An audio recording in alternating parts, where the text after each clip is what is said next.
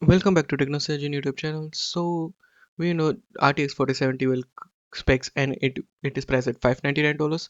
But now we have the spec sheet for 4070 and it is compared with 3070 Ti.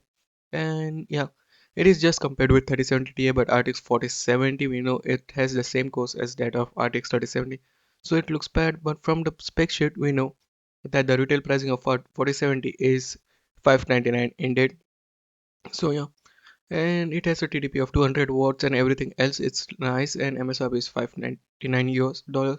So let's just see how good it is. Moving on, AMD's AM5 board, A620 board has been launched, and there is something annoying with it.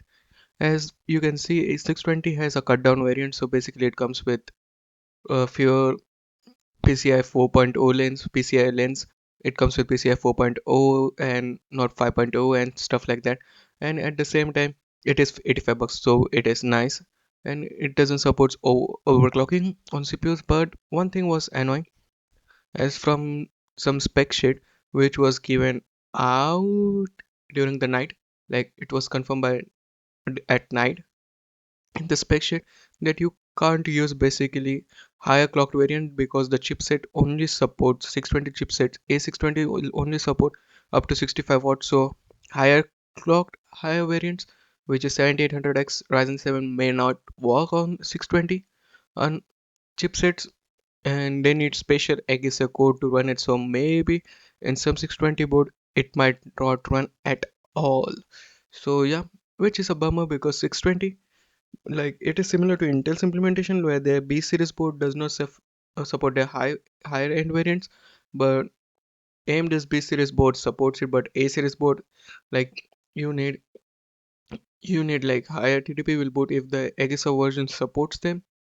It's annoying. We still don't know what it means in literal sense, but yeah. But 620 board you can run like I think Ryzen 3 and Ryzen 5 processor pretty easily, but Ryzen 7 or Ryzen 9, it's difficult to say.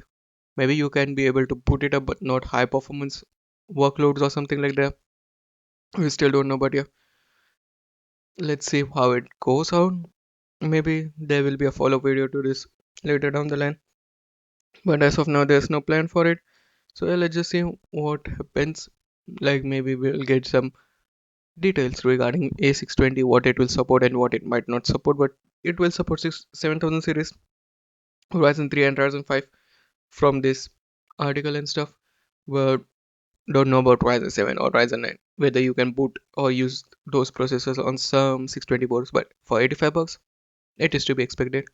But yeah, moving on, we have the benchmark for Ryzen 7 7800X3D, and it is a league benchmark, and it comes from video cards, so it is trustworthy, and it clearly destroys Intel Core i9 3900K. As you can see in some benchmark, it is slower.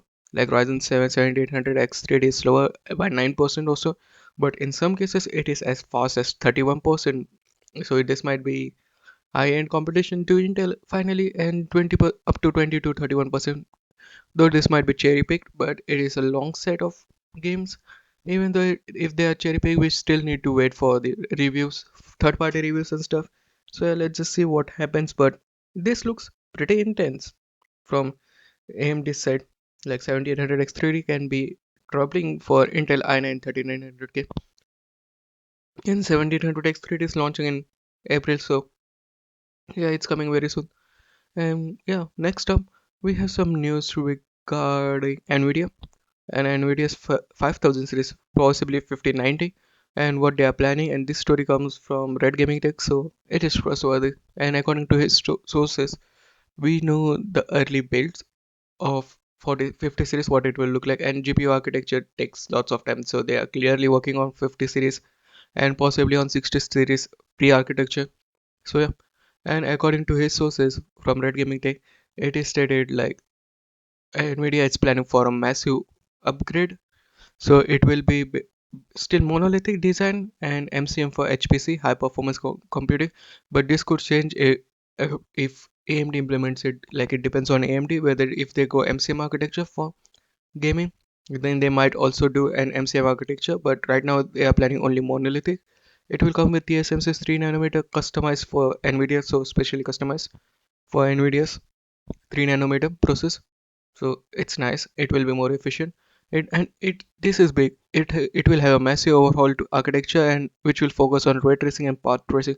So they are making major changes to their architecture. It will support GDDR7, PCI Gen 5, and clock frequency targets are over 3 gigahertz, but not for GB100. GB100 is like the high-end boards, but mostly GB102 will be for gaming.